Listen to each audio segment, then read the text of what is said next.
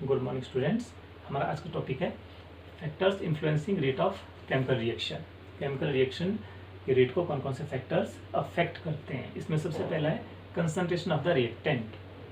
Rate of reaction reactant की concentration पे directly proportional होता है।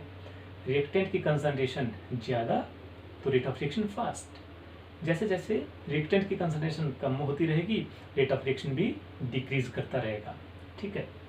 सेकेंड है temperature of the system. Generally with increase in temperature the rate of reaction also increases. Temperature बढ़ रहा है रेट ऑफ रिएक्शन भी बढ़ता रहेगा। और ये देखा गया कि with every 10 degree rise in temperature the rate of reaction become almost double. 10 degree temperature बढ़ने पर रेट ऑफ रिएक्शन लगभग डबल हो जाता है। Third is nature of reactants and products. Nature of reactants and products में जब भी कोई रिएक्शन होगा तो रिएक्टेंट के बॉन्ड ब्रेक करेंगे और प्रोडक्ट में नए बॉन्ड बनेंगे। तो जितने इजीली रिएक्टेंट्स के बॉन्ड ब्रेक करेंगे और जितने इजीली प्रोडक्ट्स के बॉन्ड बनेंगे उतना ही फास्ट रेट ऑफ रिएक्शन होगा। ठीक है। तो बॉन्ड ब्रेकिंग और बॉन्ड फॉर्मेशन पे डिपेंड करता है rate of reaction. Presence of catalyst and substance which influence rate of reaction and does not participate in the reaction is known as catalyst. और generally with addition of catalyst rate of reaction increases. ठीक है। Surface area, fifth point. Surface area, अगर हम कोई reactants जो है अगर हम पाउडर फॉर्म में ले रहे हैं तो वो रिएक्शन फास्ट होगा। लेकिन अगर हम रिएक्टेंट सॉलिड फॉर्म में लेंगे, पाउडर फॉर्म में नहीं है, तो उसका रिएक्शन स्लो होगा। तो यहाँ से हमें पता चल रहा है कि जो रेट ऑफ रिएक्शन है वो सरफेस एरिया के ऊपर डिपेंड करता है। जितना ज़्यादा सरफेस एरिया उतना ज़्यादा रेट ऑफ रिएक्शन होगा। Sixth is exposure to radiation. Exposure to radiation, बहुत से ऐसे रिएक्शन है जिनको अगर हम सनलाइट में एक्सपोज करें तो उनका रेट ऑफ रिएक्शन इंक्रीज कर जाता है। क्यों? क्योंकि उनके रिएक्टेंट सनलाइट की एनर्जी को यूज करते हैं। एक फोटोन में एनर्जी होती है E = h²। इस एनर्जी को यूज करके रेट ऑफ रिएक्शन को इंक्रीज कर देंगे। तो ये कुछ एक पॉइंट्स थे जो रेट ऑफ रिएक्शन को अफेक्ट करते हैं।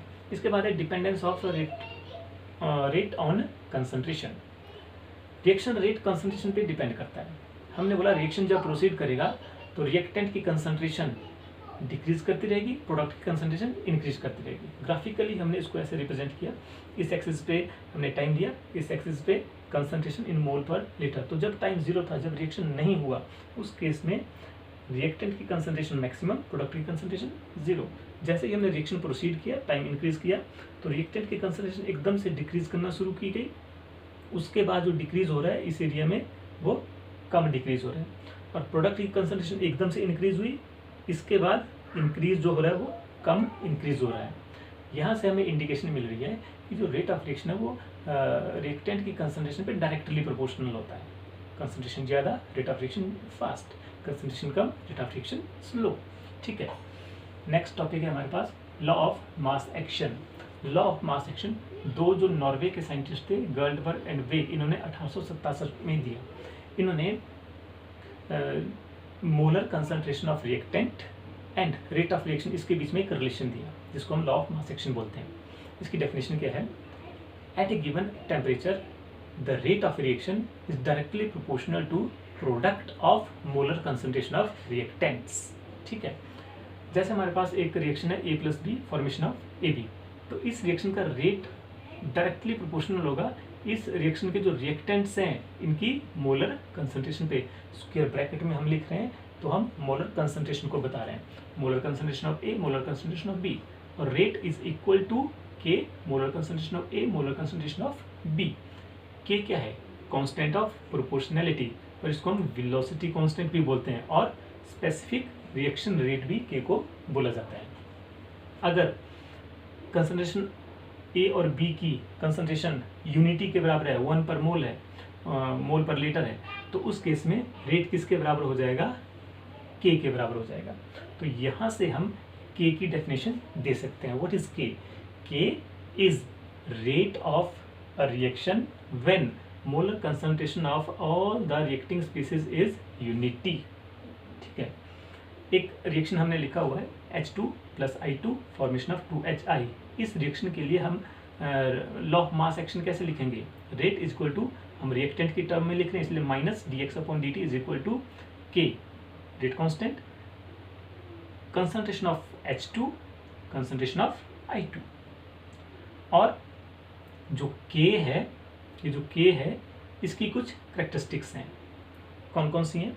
सबसे पहली करेक्टरिस्टिक्स है कि जो K है ये हमें बताता है रेट ऑफ रिएक्शन के बारे में। K की वैल्यू अगर लार्ज है तो रेट ऑफ रिएक्शन फास्ट होगा, K की वैल्यू अगर स्मॉल है तो रेट ऑफ रिएक्शन स्लो होगा, पहली करेक्टरिस्टिक। दूसरी करेक्टरिस्टिक है K की कि हर डिफरेंट रिएक्शन के लिए K की वैल्यू भी डिफरेंट होगी। K की वैल्यू फिक्स नहीं है, डिफरेंट रिएक्शन के लिए K की वैल्यू डिफरेंट होती है, ठीक है। तीसरी करेक्टरिस्टिक है इसकी, एक फिक्स टेम्परेचर के ऊपर K की वैल्यू कांस्टेंट होगी। हमारे पास कोई एक रिएक्शन है, मान लो ये एक रिएक्शन है, तो इस रिएक्शन के लिए फिक्स टेम्परेचर पे K की वैल्यू फिक्स्ड होगी, लेकिन अगर टेम्परेचर चेंज हो गया तो इस रिएक्शन के लिए भी K की वैल्यू चेंज हो जाएगी।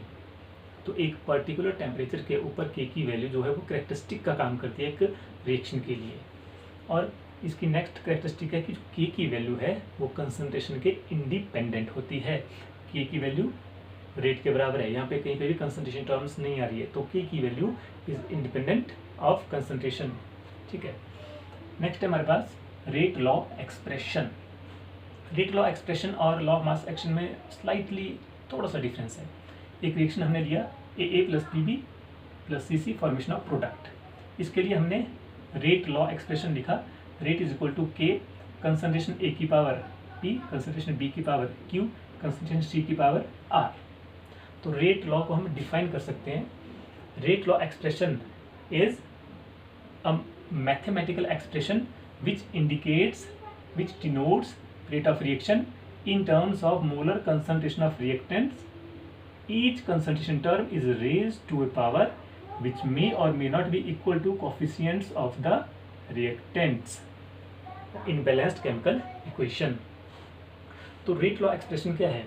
इसमें रेट जो है वो कंसंट्रेशन की टर्म्स में हम बताते हैं रिएक्टेंट की, और जो रिएक्टेंट की कंसंट्रेशन की जो टर्म्स हैं उनकी कुछ पावर्स होगी, और जो पावर्स है वो रिएक्टेंट्स के जो स्टोइकियोमेट्रिक कोएफिशिएंट्स हैं इनके बराबर भी हो सकती है, इनके डिफरेंट भी हो सकती है।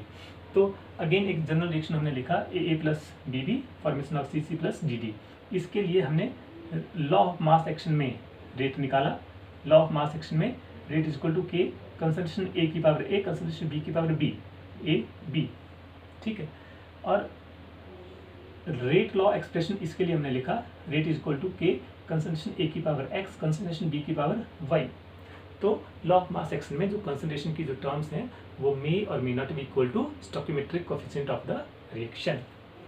Next topic is order of the reaction. Order of the reaction क्या है? It is the sum of powers of concentration terms in rate law expression।